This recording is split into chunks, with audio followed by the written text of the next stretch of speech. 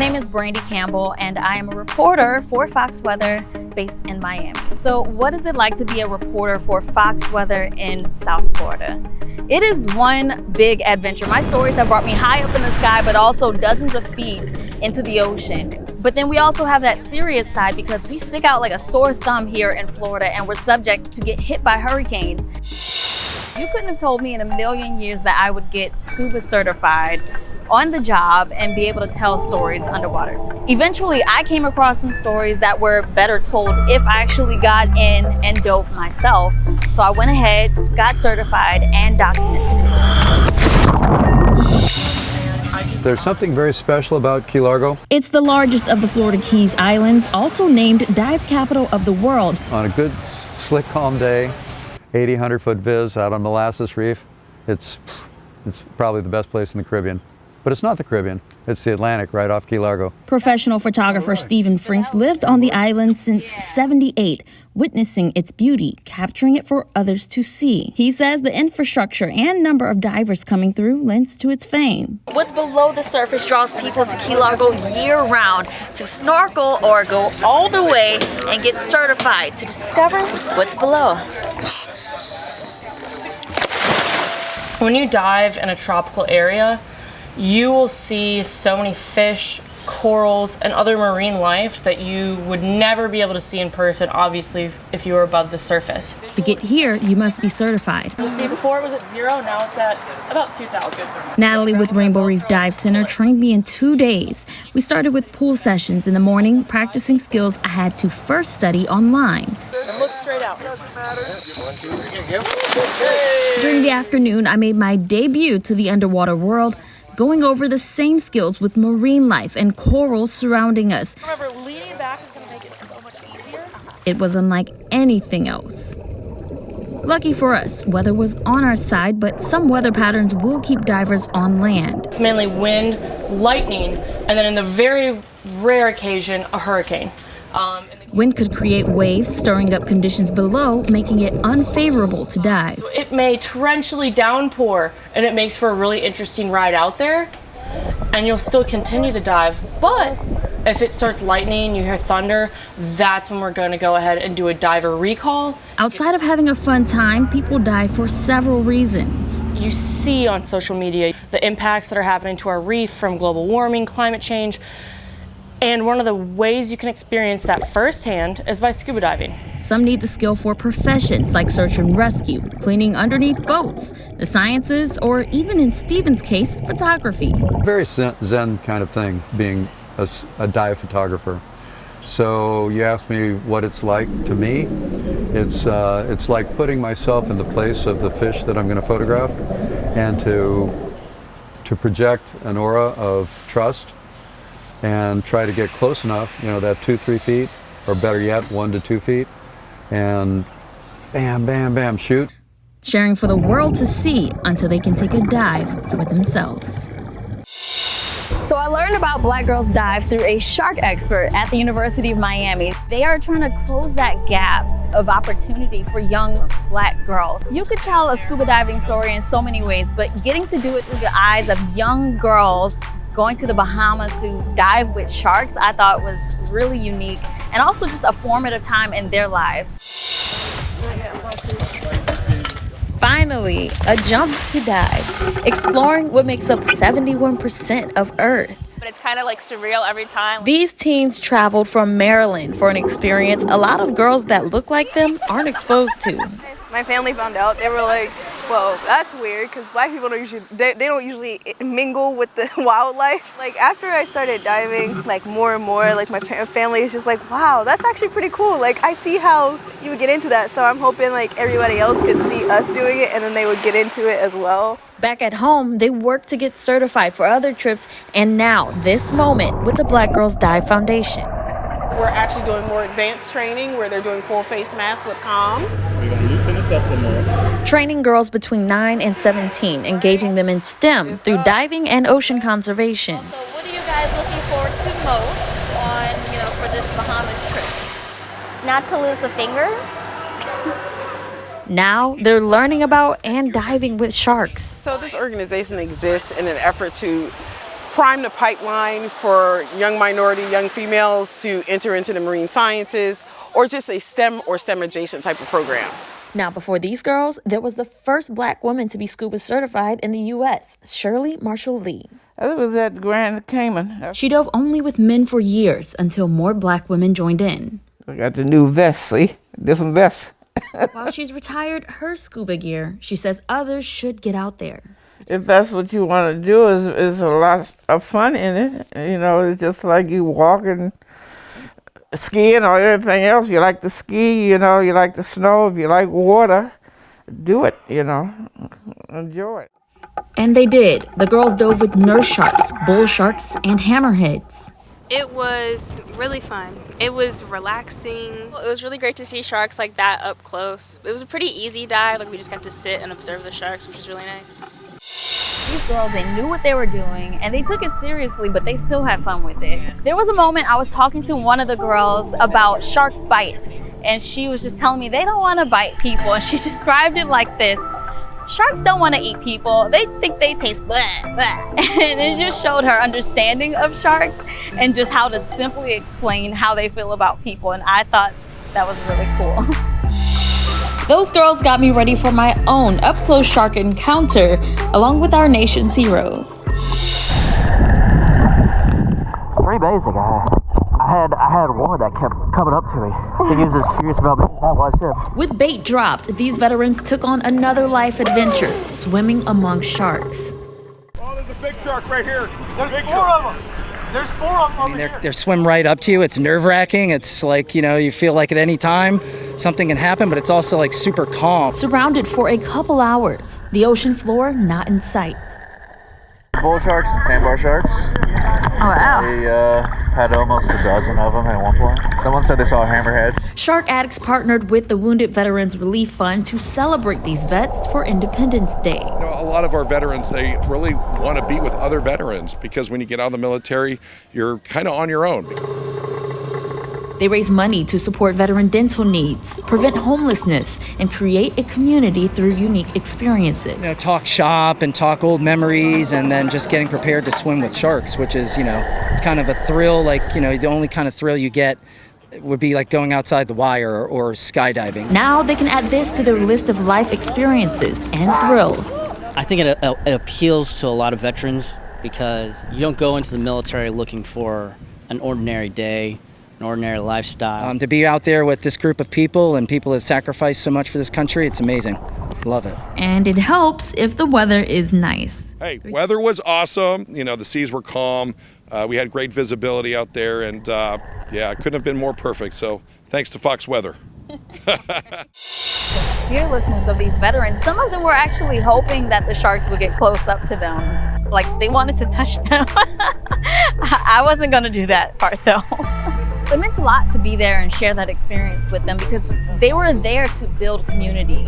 They told me when you leave the forces that you kind of lose that community that you were a part of, and so this is them just coming back together, but also facing the unknown, jumping into the ocean with sharks. The wildest memory I had was hearing a baby crocodile about this big actually yell out or cry. I didn't expect that. We'll talk about that coming up.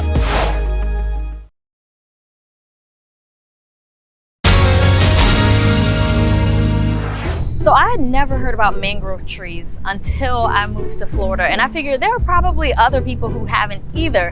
What was more interesting was the impact that they make. These dense, intertwined leafy trees are mangroves, their roots locked in mud surrounded by salty waters. They are one of nature's defenses against natural disasters. Marine scientist Laurel Gesselbrock and I went through this mangrove forest as I learned what these trees can do. When a storm comes along, a tropical storm, a hurricane, they break down that wave energy, and in doing so, they reduce how far that floodwaters penetrate inland. M River, a company out of Illinois, modeled just that. Mangroves on the left are slowing the surge, while the open beach is allowing for structures to be hit. They also help stabilize that shoreline, and as you can see, these mangroves produce a lot of leaves, and that leaf litter, eventually accumulates. Like all trees, they pull CO2 from the atmosphere.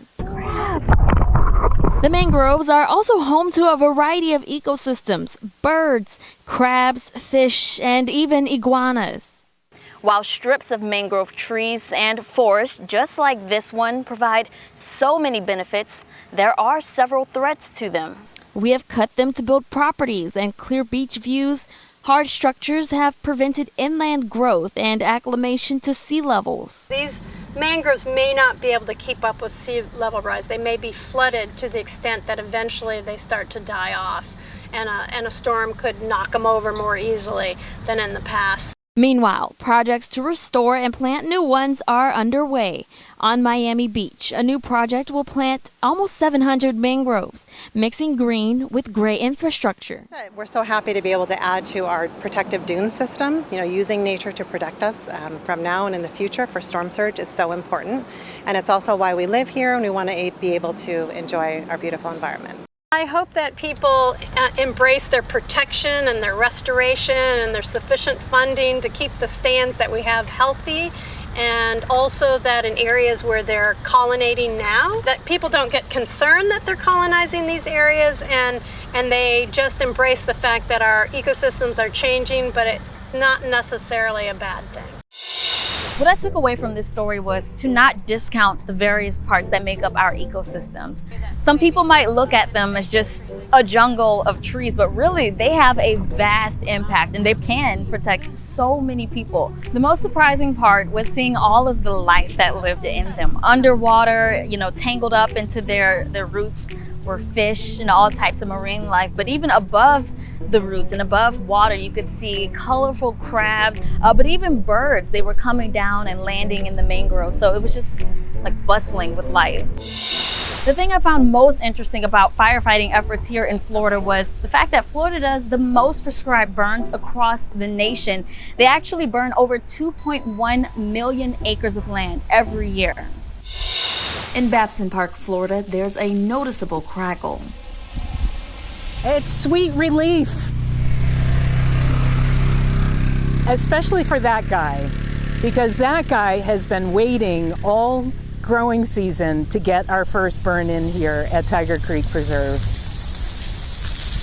Adam Peterson, today's burn boss, led burns for 27 years with the Nature Conservancy, thoroughly planning each one. It's about 25 pages long. And in part of that plan is what we call the prescription. Peterson led a team of 10 trained firefighters with ash-covered faces and some a drip torch in hand. You drip fuel out of this spout onto this wick. They're called dragon eggs. Even shooting combustible ping pong balls inland. They tackled 100 acres of the preserve, which Peterson calls a pyrogenic habitat, saying it evolved with fire. And without it, the system gets out of balance and species will drop out. And the vegetation, and we refer to that as fuels in the fire world, will build up and grow, and eventually it'll burn, and it'll be a catastrophic fire. So they mimic its natural process, keeping nature in balance. There are a lot of plant species, flowering plants, and they thrive with fire, but also the fire gets rid of all the overgrowth in the shrub layer to allow them to get that sunlight. This burn carried out in one day as fire traveled across the land, leaving it blackened. It's remarkable how quickly it recovers. It's going to start greening up within a week or two. Of course, weather is a big factor in this burn. Wind-driven fire. There it is. All crews, stand by for your 12:30 weather. Brent Salisbury updated teams during the burn. I patrol and I make sure the winds are blowing the right direction. I check my radar app for any incoming cells with thunderstorms. The main important thing is wind, because that's what drives fire. It may surprise some, but The southeast in Florida in particular prescribes burns far more than the rest of the country combined. Every day in Florida, somebody's burning somewhere. Peterson says science is telling them climate change could impact their burns. As the effects of climate change, become more and more a reality, and we're going to have, it's just hotter and drier for longer periods and wetter for longer periods, which makes our windows that much more restrictive. For now, they'll continue to plan. This burn will set them up for the next one. Any ashes blow over here that are burning, they have nothing to burn up. So it's all like chess game.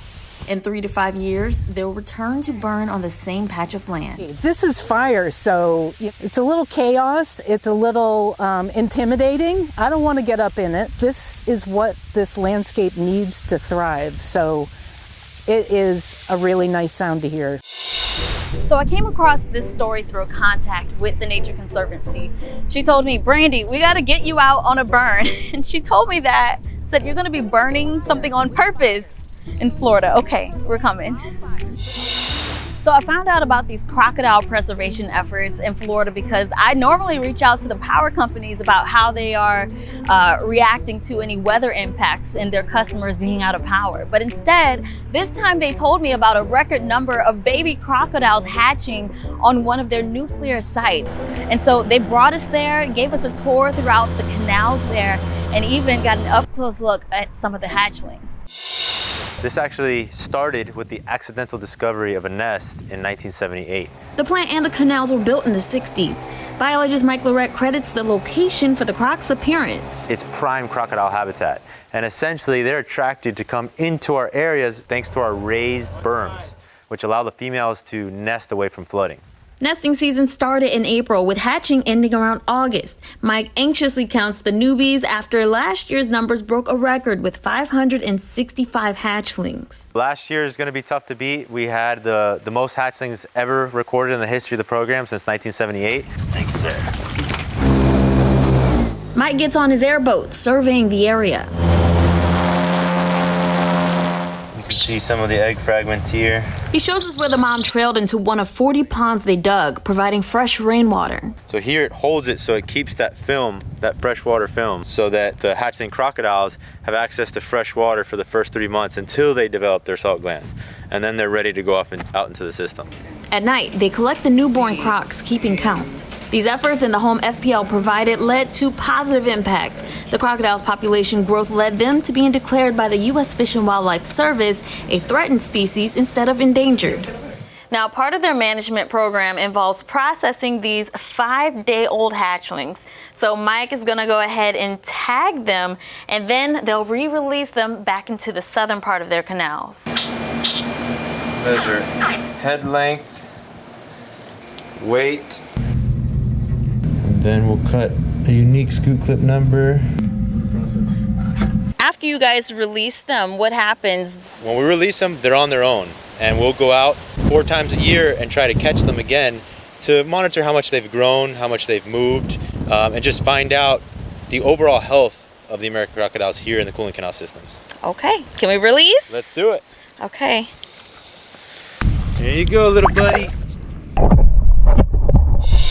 I'm a Louisiana girl, so crocodiles and alligators aren't new to me, but hunting for one, purposefully trying to find them, yeah, I was a little anxious, and even more so anxious when I got to hold a baby one, but then really it just turned out to be really cute.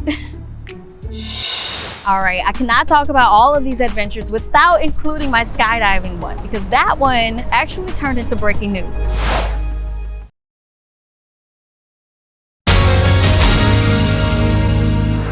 When you go to the Space Coast, it's 2 different realities. You have this small beach town feel, but then you have the larger picture of there are rockets literally being launched off of that same coast. And so thousands of people go there every year to see these rockets launch and really make history.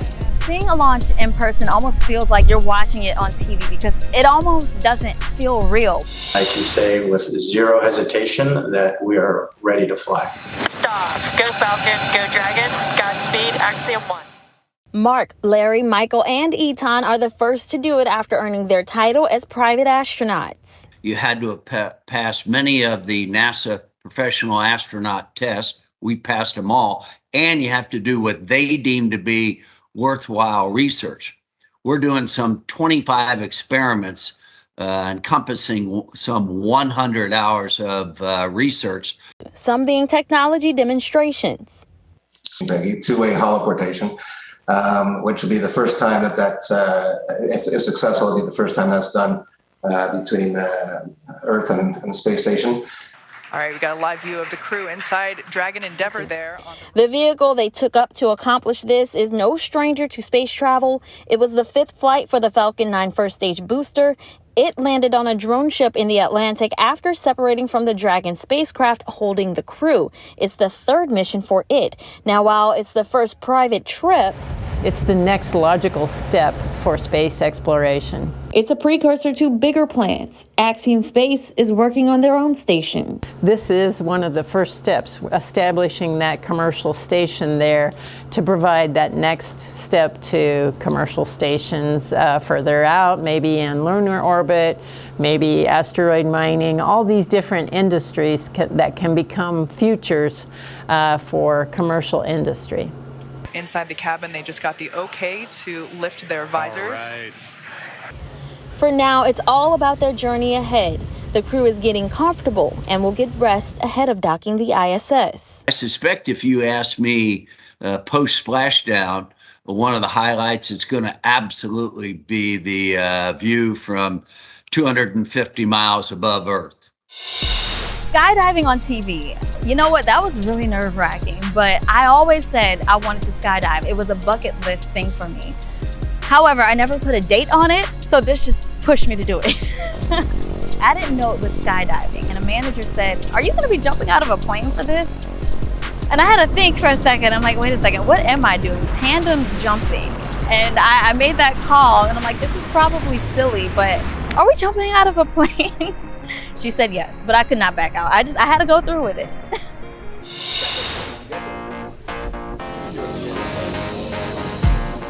We are going to be skydiving with the Golden Knights. I'm super excited and nervous. All right. Is this your first jump? This is, yeah, my very first jump. All right. Any expectations of what it's going to be like?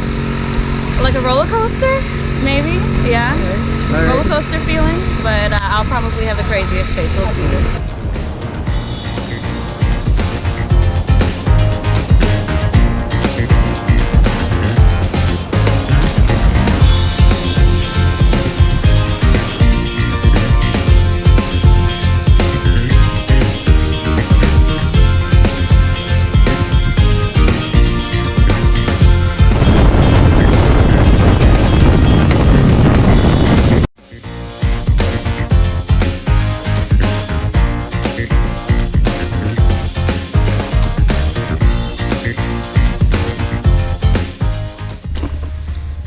I know I looked crazy up there. How are you feeling? Crazy.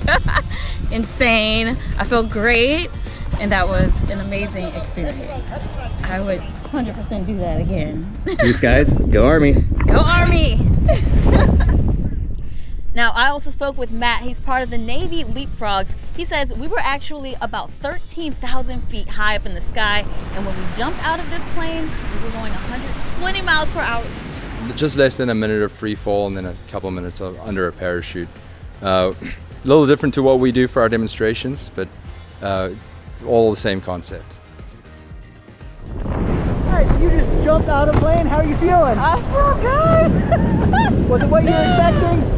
I don't even know. I don't know how to feel. Like, I think I drooled. It happens. Wow. Not many people can say that they've skydived with the U.S. Army Golden Knights. I was nervous. I kept asking them so many questions. They could tell that I was nervous, but once we were actually falling, I just had to take a moment to really take in everything, the clouds, you know, that were surrounding us. I could actually see a storm far off in the distance. It was just, it was one of the most beautiful things. I'm a person that likes the window seat on the plane, so this was up my alley. Now, earlier I mentioned this story did turn into breaking news. So after the fun, the weather changed up on us, and so did my story. We were actually just finishing up a shoot here after doing skydiving when the weather was nice. Shortly after we started to see some storms surrounding us, that's when my photographer said there was a tornado off in the distance, and it happened to be that funnel cloud. So that's the video that you guys have been seeing. We captured that through the gates here at this airfield out here. And so that lasted for about 30 seconds or so before it dissipated.